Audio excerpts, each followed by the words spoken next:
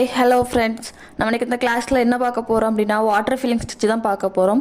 இது ரொம்ப ரொம்ப ரொம்ப முக்கியமான ஸ்டிச்சு. ஏன் அப்படி சொல்கிறேன் அப்படின்னா, இப்போ நார்மலாக நம்ம ஒரு ப்ளவுஸில் ஒர்க் பண்ணியிருக்கோம் அப்படின்னா அது வந்து பீட் ஒர்க்காக இருக்கலாம், த்ரெட் ஒர்க்காக இருக்கலாம், இல்லை ஜர்தூசி ஒர்க்காக கூட இருக்கலாம். எந்த ஒர்க்லேயுமே நம்ம ப்ளவுஸ் ஒர்க் பண்ணியிருந்தாலும் உடல சென்டரில் வர கேப்பில் இந்த வாட்டர் ஃபில்லிங் ஸ்டிச்சை அப்ளை பண்ணோம் அப்படின்னா நார்மல் ப்ளவுஸ் கூட அவ்வளோ கிராண்டாக நம்மளுக்கு வந்து ஒரு லுக் கொடுக்கும்.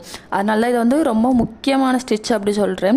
இப்போது நம்ம த்ரெட்டில் வந்து வாட்டர் ஃபில்லிங் பார்க்க போகிறோம். இது வந்து ப்ளவுஸுக்கு கேப்பில், அதாவது உள்ள சென்டரில் எங்கேயா கேப்பில் இருந்தால் கொடுப்போம். அடுத்து இனி வார கிளாஸில் வந்து நீங்கள் பீடை வச்சு வாட்டர் ஃபில்லிங் பார்ப்பீங்க. இது எதுக்கு யூஸ் பண்ணோம் அப்படின்னா, கீழே கையில் வந்து கீழே பார்டருக்கு, கீழே அடியில் பார்டருக்கு வந்து யூஸ் பண்ணுவாங்க. அதுக்கு வந்து பீடு வச்சு வாட்டர் ஃபில்லிங் வந்து ரொம்ப ஈஸியாக இருக்கும், ஹெல்ப்ஃபுல்லாகவும் இருக்கும். இப்போ நம்ம த்ரெட்டை வச்சு பார்ப்போம். எவ்வளோக்குள்ளே நல்லா கூர்ந்து கவனிக்கிறீங்களோ அவ்வளோக்குள்ள உங்களுக்கு ரொம்ப நல்லது. ஃபஸ்ட்டு வாட்டர் ஃபில்லிங் வந்து எப்படி போடணும் அப்படின்னா, இந்த மாதிரி ஃபஸ்ட்டு ட்ரா பண்ணிக்கோங்க.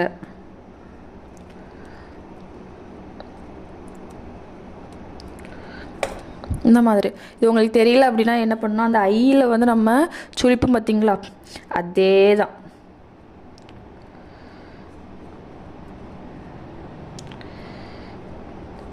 ஸோ கொஞ்சம் கிராஸாகி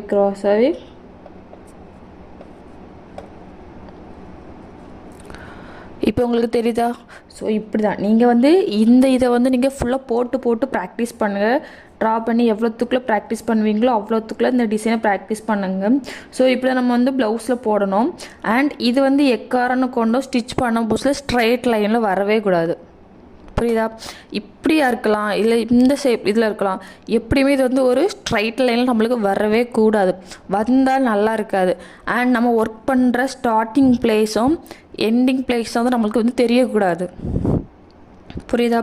இப்போ நான் இங்கே ஒர்க் பண்ணுறேன் அப்படின்னா இங்கே தான் ஒர்க் ஸ்டார்ட் பண்ணியிருக்கேன் அப்படிங்கிறது தெரியக்கூடாது. அண்ட் இங்கே தான் முடிச்சிருக்கேன் அப்படின்றது தெரியக்கூடாது. அது எப்படியெல்லாம் ஒர்க் பண்ணலாம் அப்படின்னா, இப்போது நான் இங்கேருந்து ஸ்டார்ட் பண்ணியிருக்கேன் அப்படின்னா நான் இது வந்து கொஞ்சம் சுற்றி வளைச்சி தான் கொண்டு வருவேன். ஸ்ட்ரைட் லைனில் கொண்டு வரக்கூடாது. அதனால இதை சுற்றி வந்து எங்கே ஃபில் பண்ணிட்டு அப்படி எந்த டைரெக்ஷன்லாம் நம்ம திரும்பலாம். இதுக்கு வந்து இந்த டைரெக்ஷனில் தான் போகணும், இப்படி தான் போகணும், ஃபஸ்ட்லேருந்து தான் ஸ்டார்ட் பண்ணணும், சென்டர்லாம் ஸ்டார்ட் பண்ணக்கூடாது அப்படின்னா எதுவுமே கிடையாது. ஒரு இமேஜில் இல்லை ஒரு ப்ளவுஸ் ஒர்க்கில் இருக்கட்டும், நீங்கள் எதுலேருந்து, அதாவது எந்த சைடில் இருந்தனாலுமே நீங்கள் வந்து ஒர்க் ஸ்டார்ட் பண்ணிக்கலாம். ஆனால் இதை மட்டும் கவனிச்சுக்கோங்க, ஸ்ட்ரைட் லைனில் எக்காரணம் கொண்டும் வரவே கூடாது அப்படின்ட்டு. இப்போ நீங்கள் இதை ட்ரா பண்ணி நல்லா பழகிக்கோங்க. இப்போ நீங்கள் ஃபஸ்ட்டு இதை ட்ரா பண்ணி இதுக்கு மேலே நீங்கள் ஸ்டிச் பண்ணி பாருங்கள். அப்போ தான் உங்களுக்கு வந்து இந்த ஷேப் வந்து கரெக்டாக வரும். இன்னொன்று வந்து நீங்கள் ஒரு இமேஜில் போட்டு பார்க்குற நேரம் இது வந்து நீங்கள் வரையக்கூடாது. ட்ரா பண்ணி அதுக்கு மேலே தான் நீங்கள் வந்து ஸ்டிச் பண்ணக்கூடாது. இப்போ ஸ்ட்ரைட் லைனில் ஃபஸ்ட் ஸ்டார்டிங் அப்படின்றனால நீங்கள் வந்து ட்ரா பண்ணி இதுக்கு மேலே நீங்கள் ஸ்டிச் பண்ணிக்கலாம். ஸோ இப்போ நம்ம இதுக்கு மேலே ஸ்டிச் பண்ணி பார்ப்போம். சில்க் த்ரெட்டில் தான் இது பார்க்க முடியும், ஜரி த்ரெட்டில் இது பார்க்க முடியாது. ஸோ சில்க் த்ரெட் எடுத்துக்கோங்க. ஃபஸ்ட் ஸ்டார்டிங்லேருந்து நான் இங்கேருந்து ஸ்டார்ட் பண்ணுறேன். ஸ்டார்ட் பண்ணிட்டு எடுக்காமல் இருக்க ஒரு குட்டி லாக்கு. அண்ட் இது வந்து ரொம்ப பெரிய செயினாக போட்டால் இதில் வந்து நல்லா இருக்காது. ஸோ எவ்வளோத்துக்குள்ளே குட்டி செயினாக போடணுமோ அவ்வளோத்துக்குள்ளே குட்டி செயினாக போட்டால் தான் உங்களுக்கு வந்து இந்த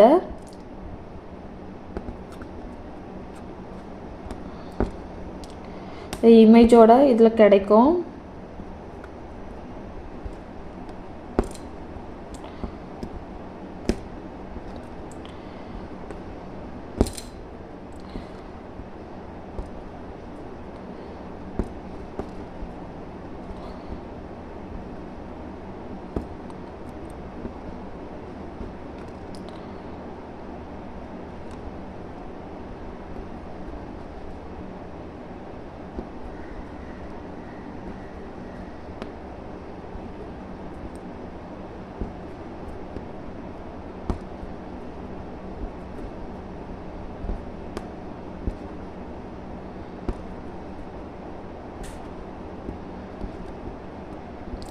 நீங்கள் எவ்வளோக்குள்ள குட்டி குட்டி செயினாக போடுறீங்களோ அப்போ தான் உங்களுக்கு அந்த வளைவு எல்லாமே கிடைக்கும். நீங்கள் பெரிய செயினாக போட்டிங்கன்னா அந்த வளைவு வந்து உங்களுக்கு கிடைக்காது.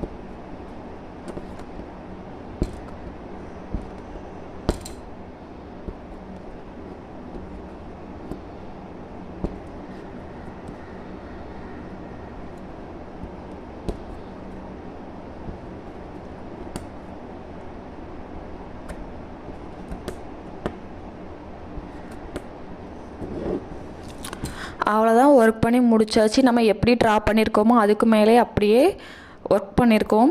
இது வந்து இப்படி தான் நீங்கள் ட்ரா பண்ணி ஒர்க் பண்ணுங்க. ப்ளவுஸில் இப்படி தான் இதே ஷேப்பில் தான் இருக்குன்னு மட்டும் கேட்டால் அப்படிலாம் கிடையாது. உங்களுக்கு எப்படிலாம் ஸ்டிச் பண்ணோம்னா சும்மா பண்ணிட்டு போகலாம்.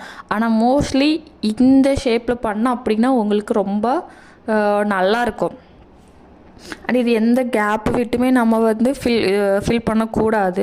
எவ்வளோத்துக்குள்ள நம்ம நெருக்கமாக ஸ்டிச் பண்ணுறோமோ அவ்வளோக்குள்ளே நம்மளுக்கு வந்து ஒரு கிராண்ட் லுக் கிடைக்கும். எக்காரணம் கொண்டோ இது ஸ்டிச் பண்ண கீழே இருக்க கிளாத் கலர் வந்து தெரியவே கூடாது கேப்பில். ஸோ அந்தளவுக்கு நெருக்கமாக நம்ம வந்து ஸ்டிச் பண்ணணும். ஸ்டிச் பண்ண வந்து இந்த நம்ம வந்து நீடியில் பஞ்ச் பண்ணுற இடத்துல வந்து இந்த மாதிரி ஹோல்ஸ் தெரியும். ஸோ இது ஒன்றும் பிரச்சனை இல்லை. ப்ளவுஸில் ஒர்க் பண்ண மோஸ்ட்லி இந்த மாதிரி ஹோல்ஸ் தெரிந்தால் எதாவது பிரச்சனை அப்படின்னா எதுவுமே கிடையாது. ஏன்னா கீழே நம்ம வந்து லைனிங் கிளாத்தை ஃபிக்ஸ் பண்ணி தான் ப்ளவுஸ் ஸ்டிச் பண்ணுவோம். ஸோ இந்த ஹோல்ஸ்லாம் ஒன்றும் பிரச்சனை கிடையாது. நீங்கள் எதுவும் ஒரி பண்ணிக்காமல் நீங்கள் இந்த ஸ்டிச்சை வந்து யூஸ் பண்ணிக்கலாம். இப்போது உங்களாம் ஒரு ஸ்ட்ரைட் லைனில் சொல்லி கொடுத்துட்டேன். நீங்கள் இதை இப்படியே விடாமல் ஒரு சின்ன இமேஜ்லனாலும் பரவாயில்ல போட்டு பாருங்கள். இமேஜில் போட்டு பார்க்கறதுக்கு முன்னாடி ஃபஸ்ட்டு இந்த ஷேப்ஸை போட்டு இந்த மாதிரி போட்டு ட்ரை பண்ணி பாருங்கள். ஆல்ரெடி சொன்ன மாதிரி தான் இது மட்டும் தான் உங்கள் மண்டையில் ஓடிட்டே இருக்கணும். இது எக்காரம் கொண்டும் ஸ்ட்ரைட் லைனில் வரவே கூடாது. தொடங்கின இடமும் முடிகிற இடமும் தெரியவே கூடாது. கீழே இருக்க கிளாத் கலர் தெரியக்கூடாது. அவ்வளோ நெருக்கமாக இது வந்து ஸ்டிச் பண்ணணும். இவ்வளோதான் வாட்டர் ஃபில்லிங் ஸ்டிச்சு. இதில் எதாவது டவுட் இருந்தால் கேளுங்க, உடனே சொல்லி கொடுக்குறேன். டவுட்டோடு வந்து ஒர்க் பண்ணாதீங்க. நம்ம இனி அடுத்த கிளாஸில் இன்னொரு ஸ்டிச்சோடு பார்ப்போம்.